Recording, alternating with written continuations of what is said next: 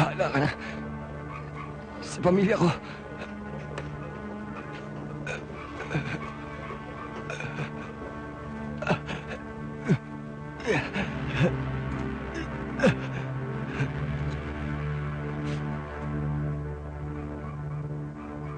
Sayang si paring Mando. Ganyan talaga tong racket na to eh. Kung di ka mahoyo, malamang matumba ka. Pero di bale, nandiyan ka naman boy. Naniniwala naman akong buong loob mo eh. Ano, hiwa-hiwalay na muna tayo. Bukas ko na bibigay mga parte nyo. Magkita lang tayo sa mata. Bakit ganun, boy? Bakit? Sundalo si Mando. Di bali sana kung namatay siya dahil sa gera. Pero hindi, boy. Sa pang-hold up. At nakadyaryo pa. Pati itong mga anak niya, binigyan niya ng kahihiyan. Elsa, si Mando ay tapat sa kanyang tungkulin.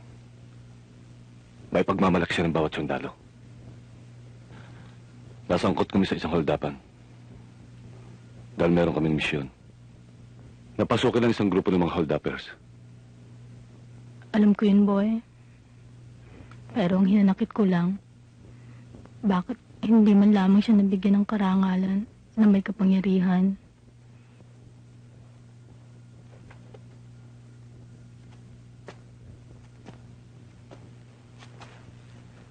Tanggapin mo.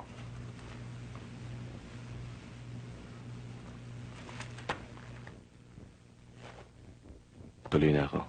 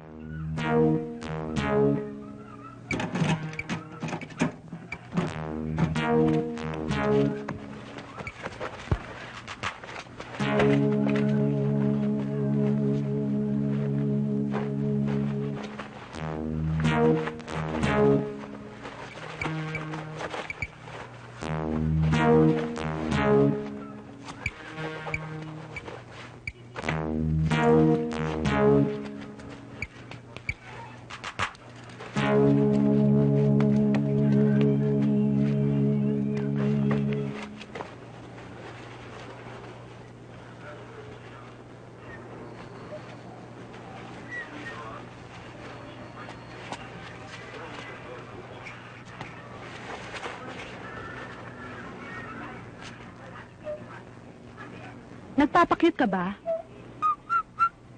Bakit? Bukas kasi ang zipper mo eh. Ha? Sorry.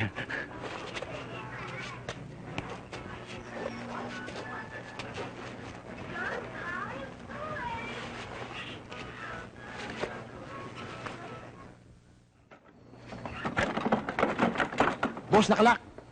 Ay, buksan eh.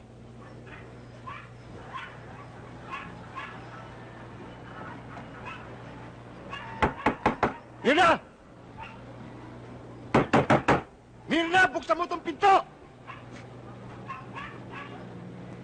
Mirna! Pag hindi niyo binuksan itong pinto, babalin ko ito!